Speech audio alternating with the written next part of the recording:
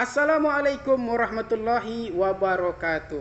Ada orang bertanya kepada Ustadz, Ustadz, saya belum berjilbab.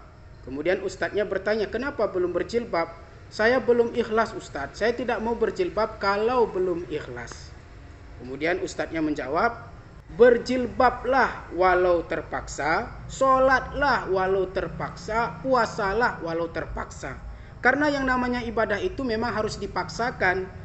Dan dengan keterpaksaan itu nanti kita terlatih untuk menjadi ikhlas.